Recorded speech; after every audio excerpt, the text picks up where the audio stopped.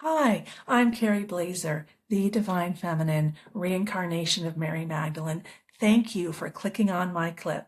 But I want to let you know that I have a free ebook linked below, my 6 Divine Feminine Self-Love Strategies. They will help you transform your emotional wounds into personal wisdom. And I take a multidisciplinary approach. I include the laws of physics, psychology, neuroscience, shamanism, mysticism. I went wild, okay? So men can understand and women can understand. There's something there for everyone, because what I learned is when something's true, it's true in multiple places. All right, please like and subscribe and help me distribute my ebook to everyone for free by exploding my channel.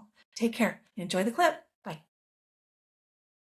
And inside of Israel, there's a lot of self-hate, with the assassination of Rabin being one of them. We'll get to that in a second. But let's start with the hate towards the kind of hate towards Bazoglos.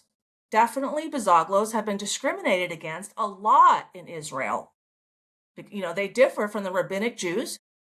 Those are all the Schwarzim, the Orthodox Jews, the blacks, as they call. Schwarzim means blacks in Hebrew. It's combining Jewish, Schwartz. Im means plural in Hebrew. And you know, they don't fight in wars. They negotiated that when Israel was established in 1948. You know, there's a lot of contention there. I mean, there's proof of the discrimination. They did a study once where they used scantrons and had the Bazoglo kids and the Ashkenazi kids all have the same answers. The Bazoglo kids got 80 and the Ashkenazi kids got 100. I kid you not. So there's some internal self-hate right there. Now let's look at Rabin and his assassination. He was assassinated by a conservative Jew inside of Israel. More self-hate. Now let's talk about Jesus.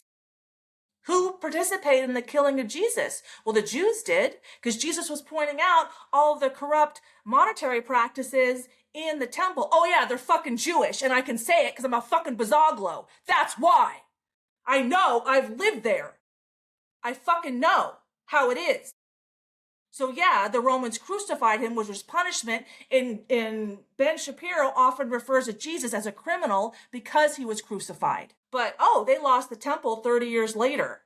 The universe is a mirror. Why did they hate themselves so much that 30 years after Christ was crucified, they lost their temple? That's one way to analyze history. You know, why did it happen based on the universe as a mirror perspective? I mean, Christians stole Jesus Christ's death for themselves. He died for our sins. That's super codependent. That's mental illness. Let's ask the question, why was it necessary for a rabbi, Christ, to be crucified in front of his pregnant wife on the Sabbath when women, femininity, is valued to see and understand himself? Well, let's look at me in this lifetime. Who did I attract into my life? Andrew Tate, players, multiple women. Did Jesus have multiple women?